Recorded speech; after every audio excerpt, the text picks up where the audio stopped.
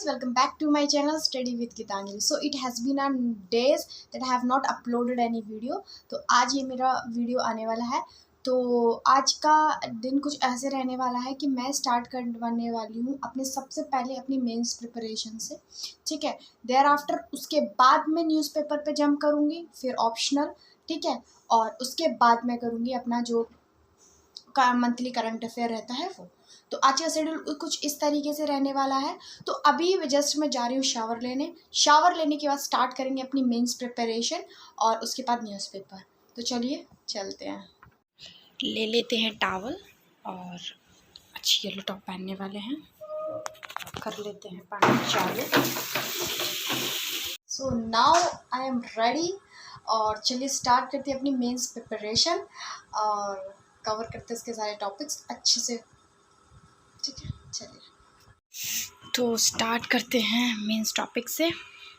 ये मैंने ministry of external affairs की साइट से डाउनलोड कर लिया एक पीडीएफ जिसमें रिलेशंस डिफाइंड रहते हैं और इससे ही मैं अपने नोट सब्स्टिट्यूट करती हूँ, कम्प्लीमेंट करती हूँ, क्योंकि जो अभी करंट में चीज़ चल रही हैं वो हमको इन नोट्स में बहुत कम होता है मिलना, और गवर्नमेंट एंगल से भी इम्पोर्टेंट जो न्यूज़ होती हैं वो मुझे इस पर मिल जाती हैं। So now I have started to jot down the point from the ministry of external affairs site. तो जो पॉइंट मुझे इम्पोर्टेंट लगे और जो पॉइंट मुझे लगता है कि जो मेरे नोट्स में अवेलेबल नहीं थे वो मैंने अपने नोट्स में ऐड ऑन किए ताकि जो कोई भी पॉइंट छूटे ना, और कुछ एक्स्ट्रा पॉइंट जो कि बहुत ही एंटिक होते हैं, बहुत ही यूनिक होते हैं, वो भी मिनिस्ट्री ऑफ एक्सटर्नल अफेयर की साइट से मिल जाएंगे, क्योंकि पूरा एक कंप्रहेंसिव डॉक्यूमेंट रहता है। तो अगर आप चाहें तो आप वहाँ से नोट डाउन कर सकते हैं। It is very good source of international relations, right. तो यही मैं कर रही हूँ और उसके बाद स्टार्ट करते हैं अगला शेड्यूल। सो मैंने एक आंसर राइट डाउन किया है related to India and Sri Lanka concerns over fishermans, ठीक है। तो इसके रिलेटेड मैंने क्वेश्चन, ये जो मैंने आंसर राइटिंग की है मैंने अपने इंस्टाग्राम पे अपलोड कर दी है, तो आप वहाँ जाके देख सकते हैं कि मैं किस तरीके से आंसर राइटिंग करती हूँ और आप लोग किस तरीके से कैसे कर सकते हैं, और थोड़ा आपको हेल्प ही मिलेगी आंसर राइटिंग में। और कुछ अदर पॉइंट जो मैं ऐड ऑन कर सकती हूँ तो प्लीज़ उसको भी ज़रूर कमेंट कीजिएगा, ठीक है। तो ये क्वेश्चन हमारा था कि India and Sri Lanka the issues of fishing community have emerge as a point of friction in recent times, explain the significant aspect of this issue and suggest adequate measure to address them, ठीक है। तो ये 150 words का question था, 10 mark का था। तो generally ये आंसर देखो, ये थीम बेस्ड क्वेश्चन है कि अगर कोई जनरली इशू कंसर्न में है तो उसके रिलेटेड क्वेश्चन आ सकता है। ये थोड़ा पुराना क्वेश्चन हो गया है, लेकिन बट इसके कंसर्न्स अभी भी इंडिया और चाइना दोनों के बीच में है, क्योंकि अभी भी कोई एक एग्रीमेंट रीच नहीं हुआ है। प्रैक्टिकल एग्रीमेंट्स हैं जो कि रीच हो चुके हैं मिनिस्ट्री लेवल पे, बट एज सच कोई एग्रीमेंट रीच नहीं हुआ है, ठीक है। तो ये क्यों था, 1974 का जो इंडिया और श्रीलंका ने जो एग्रीमेंट किया था ऑन मैरीटाइम सिक्योरिटी, उसके वजह से ये जो कंसर्न्स आ रहे थे। और इंडिया ने जो कच्चतीवी आइलैंड है जो श्रीलंका को दिया, और उसी के अलावा ये फिशरमैन फिशिंग करते हैं और जो श्रीलंका की नेवी इनको कैप्चर कर लेती है और रिलीज़ नहीं करती है, ठीक है। फिर इंडिया इंगेज करके रिलीज़ करवाता है।